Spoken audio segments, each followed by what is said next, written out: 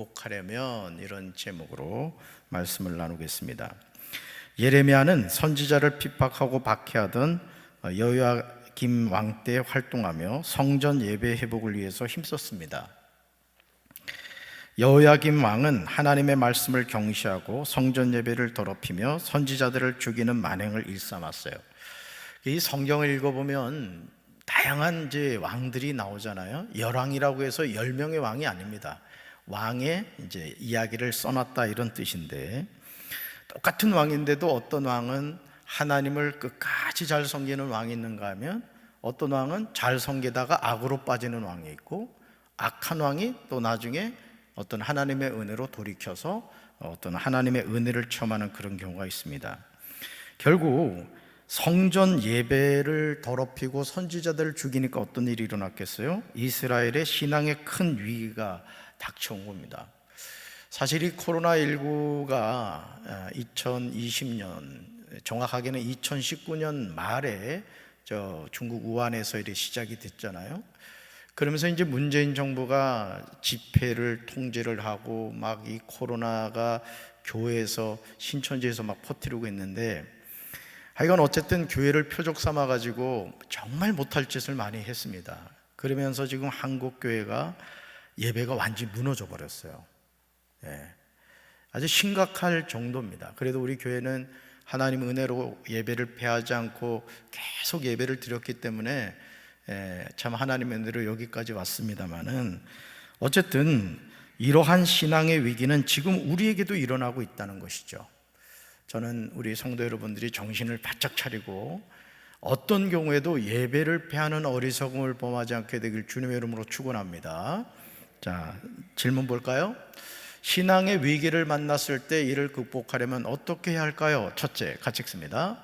선포되는 말씀에 가감없이 귀 기울여야 합니다. 아멘. 유다 백성은 요시야 왕이 죽은 후 급속히 타락의 길을 걸었습니다. 요시야 왕은 우상과 거짓 선지자들을 청산하고 율법에 기록된 말씀을 따라 살도록 종교 개혁을 단행을 했어요. 자, 그러면 이렇게 훌륭한 왕이 종교 개혁을 하고 나라를 새롭게 해 갔다고 하면은, 우리가 생각할 때 그 왕을 이어서 왕이 되는 사람이 더 잘할 것이라고 생각하는데 그렇지 않다는 거예요. 그 뒤를 이은 여호야김 왕은 악한 길을 걸었다는 거죠. 왕과 백성들의 악행을 지켜보신 하나님은 예레미야에게 성전에 와서 예배하는 모든 자에게 여호와의 말씀을 한마디도 가감하지 말고 선포하라고 지시를 합니다. 하나님은 경고의 메시지를 들은 백성이 악한 길에서 돌아서기를 끝까지 기대하셨습니다. 여러분, 우리가 부모로서 자녀에 대해서도 마찬가지잖아요, 그렇죠? 자녀를 우리가 종아리를 때릴 때 그 자녀가 잘못되라고 종아리를 드는 부모는 없습니다. 어쨌든 정신을 차리고 바른 길을 가기를 원하는 마음을 갖듯이 우리 하나님도 마찬가지였다는 거죠. 우리를 절망으로 밀어넣는 신앙의 위기를 만났을 때 제일 먼저 할 일은 하나님의 말씀에 귀 기울이는 거예요. 주시는 말씀을 가감없이 들을 때 깨달을 수 있고 비로소 잘못된 길에서 돌이킬 수 있다는 거죠. 근데 참 안타까운 것은 오랫동안 신앙생활을 하면서도 이 심령의 문이 강팍한 사람들이 있어요. 이게 뭐냐면 자꾸 마귀에게 마음을 뺏기는 거예요. 마음을. 지금 여러분 마음을 한번 점검해봐요. 한번 점검해봐요. 한번 만져봐요. 자기 가슴을 만져봐. 내 마음이 하나님께 붙잡혀 있는지 마귀에게 붙잡혀 있는지 한번 여러분 스스로를 점검해 보십시오. 어떤 이유를 떠나서 여러분의 마음이 성령에게 붙잡히지 않고 마귀에게 붙잡혀 있으면은 여러분은 하나님의 은혜를 체험할 수가 없습니다. 그래서 저는 우리 사랑하는 성도 여러분들이 마귀에게 여러분의 마음을 빼앗기지 않게 되길 바랍니다. 아멘. 그래서 이 기도 생활을 열심히 하던 사람이 자꾸 이렇게 안 보이면 담임 목사가 걱정된다고.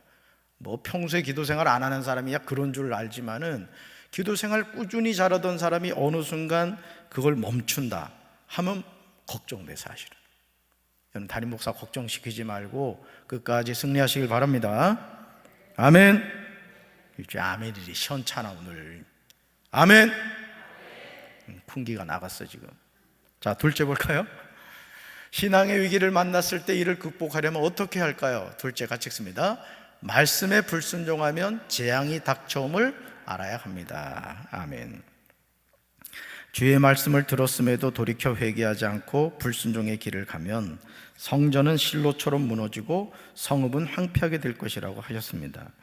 여러분, 우리가 어떤 그 성전의 외형적인 것도 중요합니다. 뭐 담임 목사가 그냥 와가지고 계속 리모델링하고 막 이러니까 우리 목사님은 건물에만 관심이 있는가 보다 이래 생각하기 쉬운데 그렇지 않아요. 저는 이 건물보다 더 중요한 것은 성도 여러분입니다, 여러분. 그러니까 우리가 예배를 드리기 위해서 불편함이 없도록 이제 이렇게 해 가는 거고, 정말 본질적인 것은 뭐냐? 담임 목사를 비롯해 여러분 모두가 영적인 리모델링을 해야 된다고. 제가 방금도 그 책을 읽다 왔는데 그 책에서 나오는 내용 가운데 하나가 뭐냐면 이 미국을 예로 든 거예요. 미국을 예로 들었는데 실제 거듭난 크리스찬이 25%밖에 안 된다는 거예요. 예를 들어 부모님이 목사다, 또 성도다.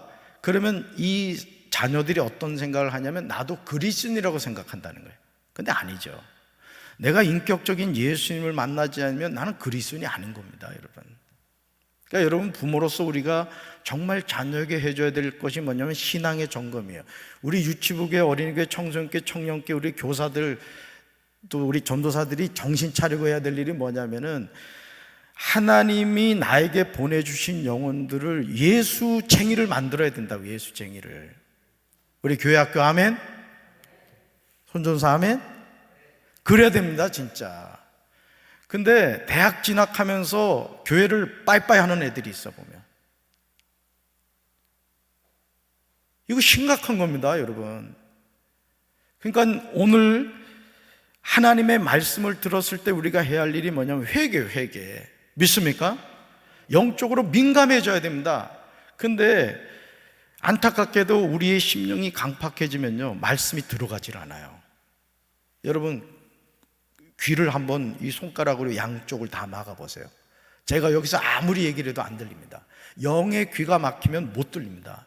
그러니까 여러분이 수시로 하나님 저의 심령의 문을 열어주세요, 영의 귀를 열어주세요, 영의 눈을 열어주세요 기도하셔야 됩니다. 아멘. 실로는 이스라엘 백성이 가나안에 들어가 거주하면서 성막을 만들고 여호와의 법궤를 모셔두었던 장소예요. 이스라엘은 블레셋과 싸울 때 실로에 있는 법궤를 메고 나갔다가 적에게 빼앗기고 엘리 제사장의 두 아들은 죽임을 당했습니다. 이처럼 택한 백성이라도 주의 말씀을 거역하면 재앙이 따른다는 거죠. 그러니까 여러분, 우리가 하나님의 자녀로 살아간다는 것이 정말 이게 두렵고 떨리는 겁니다, 사실은. 여러분, 살아계신 하나님 앞에 죄인이 어떻게 서요? 그렇죠. 그러니까 우리는 매 순간 예수의 이름으로 아버지를 찾는 거예요. 그래서 우리가 항상 기도하고 누구 이름을 대죠? 이 모든 말씀 예수 그리스도 이름으로 기도하였습니다, 이렇게 한단 말이에요. 왜? 내 의로 기도하는 것이 아니라는 거예요. 이제까지 한 기도는 다 예수의 이름을 힘입어 하나님께 아뢰는 내용이다, 이런 뜻입니다. 아주 중요하죠. 자, 하나님은 선민의식에 빠진 이스라엘이 계속해서 불순종의 길을 가면 예루살렘은 폐허가 되어 주민이 얻게 될 것이라고 하셨어요. 오늘 아내하고 이제 금강에서 이제 자전거를 타면서 제가 집사람한테 그런 얘기를 했습니다. 여보, 나는 우리 교회가 정말 성령 충만한 교회가 됐으면 좋겠어. 제가 그 얘기를 했어요. 저는 제가 모태신앙으로 자라서 목회길을 가고 있습니다만은 제가 우리 성도들하고 정말 간절히 해야 되겠다고 생각하는 게 뭐냐면 오순절 마가의 다락방의 역사가 우리 교회에 일어나야 돼요. 근데 여러분, 새벽 기도 때 기도하는 걸 보면 내가 마음이 너무 아파. 뭐 목사님 때 어땠느니 절대 그런 얘기 앞으로 하지 말아요. 지금이 중요한 거예요. 지금이 중요해. 뭐 어느 목사 때문에 어떻다 얘기도 하지 말아야죠, 내 앞에서. 정신 바짝 차리세요, 정신을. 기도를 못해, 기도를. 내가 보면 담임 목사가 부르짖어 기도해야 된다고 그렇게 얘기를 하는데도 불구하고 새벽에 보면 아주 무슨 찬물을 끼워놓은 것 같아요. 찬물 그냥 우물우물 하다가 그냥 뭐 번뜩 일어나서 가고 말이에요. 물론 미리 와서 기도하시는 분이야 내 뭘 안 하겠습니다만은 여러분들 기도 안 하면 죽어요. 기도 안 하면. 아멘. 정말 정신 차리고 기도해야 됩니다. 요즘이 어떤 세상인데요, 마귀가 하나님의 백성들을 그냥 싸잡아서 가지고 몰아가는 때라고요. 여러분 눈여겨보신 분들은 저기 논산이나 이런데 그 현수막 게시대 뭐 기독교 시온 뭐 수료식 10만 명 했다 그러지. 그 신천지가 붙여놓은 거래. 신천지가 수료한 사람이 10만 명이라잖아요. 다 어떤 사람이에요? 기성교회 다니던 사람들이에요. 그러니까 여러분 오늘 우리가 하나님을 믿음에 있어서도 말씀 가운데 서야 될 줄로 믿습니다. 성경도 안 읽고 기도도 안 하고 예배 생활도 제대로 안 하고 어떻게 살고 어떻게 죽으려고 작정한 거지. 저는 우리 사랑하는 성도 여러분들 가운데 한 심령도 전 마귀에게 빼앗기지 않으려고 그래요. 아멘. 정신 차립시다. 예수 똑바로 믿자고요. 예수를. 담임 목사도 목회 똑바로 하고 성도 여러분들 신앙생활 똑바로 하고, 여러분 자녀가 예수 안 믿는다는 걸 가슴 아프게 생각해야 된다고. 가슴 아프게. 눈에 흙 들어가기 전에 예수 믿게 만들어야 될 거 아니에요. 그래 안 그래? 집사람하고 안 싸웠습니다. 제 마음에 지금 불이 타서 그런 거예요. 그래서 하나님의 백성이라도 주의 말씀대로 살지 않으면 재앙이 닥친다는 것을 알아야 돼요. 그러니까 죽으나 사나 우리는 뭐대로 살아야 된다? 말씀대로 살아야 되는 거예요. 아멘. 그래서 우리 군대에서 많이 하는 말 가운데 FM대로 해라 이 말을 많이 해요. 군대에서 신앙생활도 FM대로 해야 되는 거예요. 괜히 겁먹들어가지고 그러면 안 됩니다. 우리 정신 바짝 차려야 돼요. 자, 셋째 봅시다. 신앙의 위기를 만났을 때 이를 극복하려면 어떻게 할까요? 셋째 같이 읽습니다. 잘못된 행실을 고치고 주님께 순종해야 합니다. 아멘. 하나님은 제사장과 선지자들과 고관들과 백성들에게 말씀을 전하도록 예레미야를 보내셨습니다. 성전에서 주의 말씀을 선포하는 것은 주의 백성들을 옳은 길로 인도하기 위해서죠.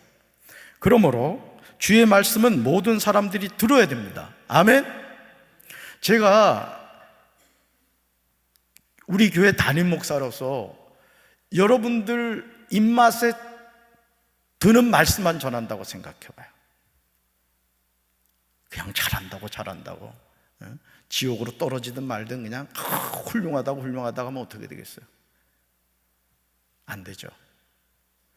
요즘 학교에서 왜 스승이 없어지는지 알아요? 학부모들 책임이 큽니다.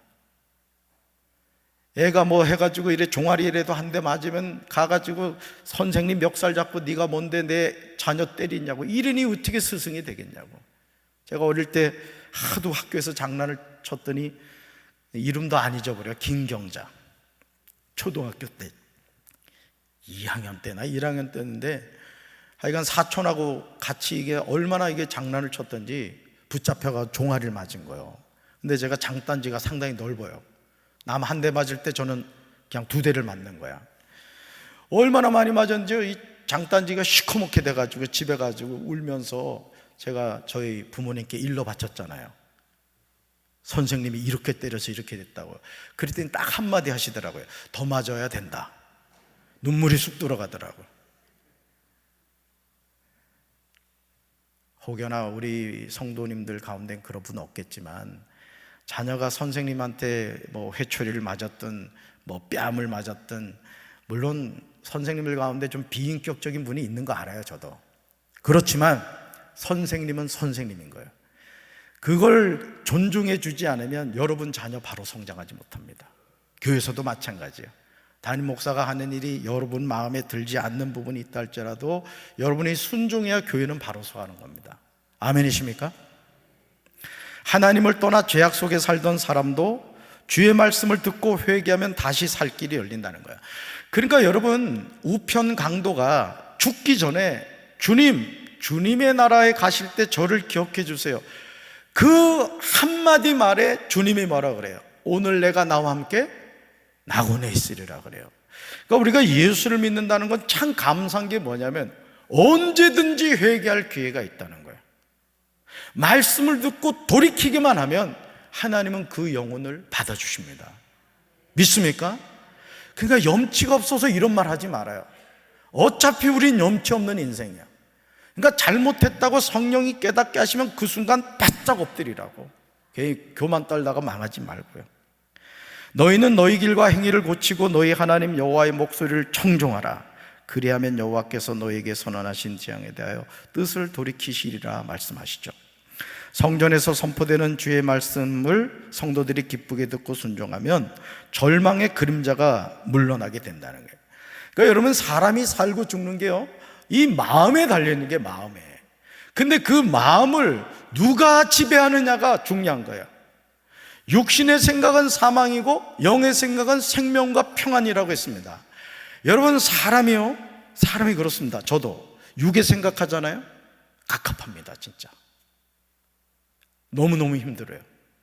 근데 성령님을 의지하고 성령님의 도우심을 구하잖아요. 그러면 막 알 수 없는 기쁨이 막 차요. 그냥 막 소망이 넘친다고. 여러분도 그런 삶이 되길 바라요. 마귀에게 여러분의 생각과 마음을 빼앗기지 말라는 거예요. 여러분의 환경이 어렵고 가정이 진짜 뭐 되는 일이 없어 보이는 것 같고 정말 절망으로 가득 찬 삶이라 할지라도 예수님을 붙잡기만 하면 여러분 됩니다. 가난한 자가 부유하게 되고 병든 자가 건강하게 되고 낮은 자를 높여주시는 분이 누구예요? 하나님이신 줄로 믿습니다. 믿습니까? 절대 긍정과 절대 희망을 가지고 살아야 돼, 우리 예수 믿는 사람은. 그래서 말을 잘해야 돼요. 따라붙어 할 수 있습니다. 하면 됩니다. 해보겠습니다. 아멘. 주의 말씀을 마음에 새기고 행실을 고치며 믿음으로 응답할 때 복된 신앙생활을 할 수 있어요.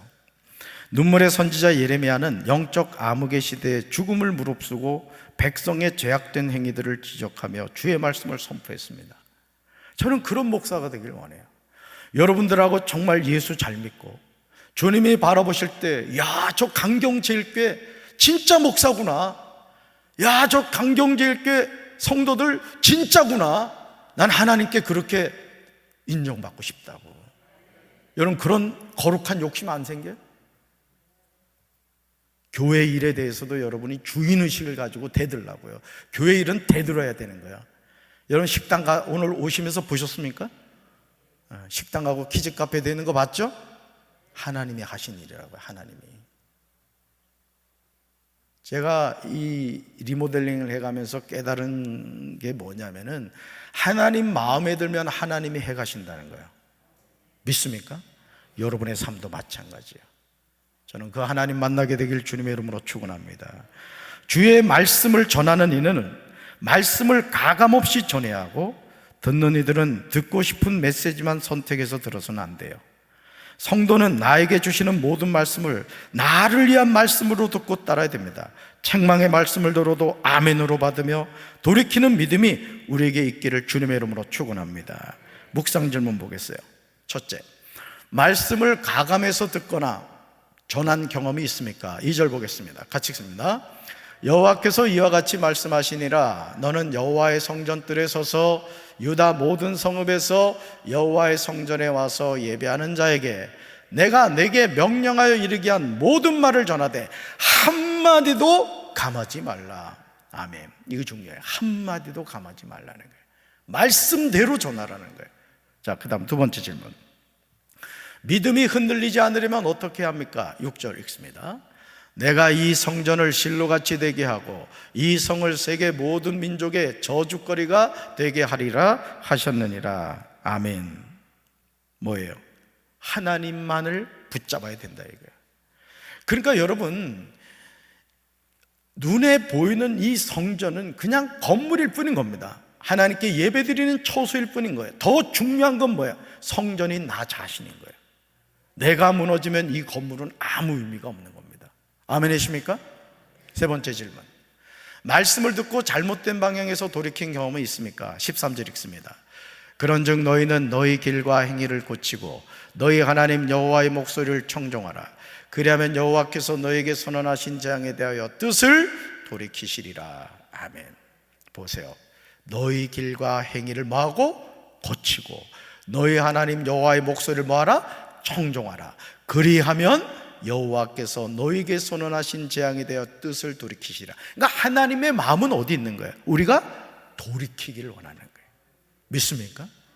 저주 주기를 원하시는데 복을 주기를 원하시네요. 여러분, 이 복 받으시길 바랍니다. 할렐루야. 삶의 적용 봅시다. 신앙의 위기는 언제 찾아오나요? 이때 위기에 굴복하지 않고 온전한 신앙생활을 하려면 어떤 노력을 기울여야 할지 생각해보고 적용합시다, 이거예요. 제가 첫 목회를 이제 수원에서 할 때 정말 이제 힘들고 어려운 가운데 이제 목회를 했잖아요.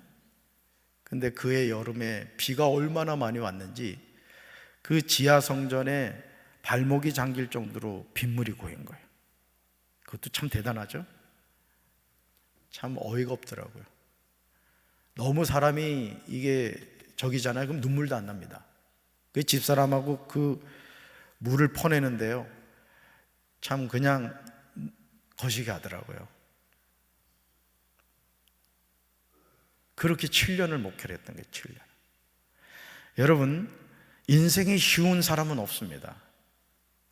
우리가 하나님을 의지하지 않으면요, 우린 살아갈 수 없어요. 여러분 아시죠?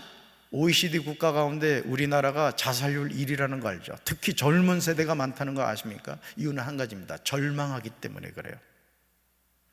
저는 우리 사랑하는 성도 여러분들이 힘들고 어려운 상황에 있을 수 있습니다. 소망이 없어 보일 수 있어요. 그러나 우린 소망이 있어요. 왜? 하나님 때문에. 하나님 앞에 나오세요. 하나님 앞고 결론을 내셔야 돼, 결론을. 그럼 인생 바뀝니다. 여러분 자녀의 소망이 없습니까? 하나님 앞에 나오세요. 그리고 하나님의 음성을 들으세요. 하나님이 일으켜 주실 줄로 믿습니다. 이런 은혜가 우리 성도 여러분에게 함께 하시길 주님의 이름으로 축원합니다. 우리 찬송가 546장